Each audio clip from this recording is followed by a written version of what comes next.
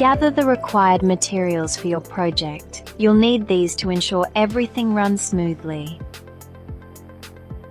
Inspect the eyepiece tube for any obstructions, as they can block your view and affect your observations. Make sure it's clear before proceeding. The illuminator needs to be powered on to provide proper lighting for your observations, which is essential for clear visibility. Adjust the focus using the coarse adjustment knob to bring your specimen into clear view. You'll slide the stage clip to remove the slide safely.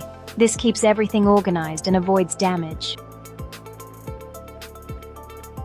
Cover the microscope carefully to protect it from dust and damage before storing it properly.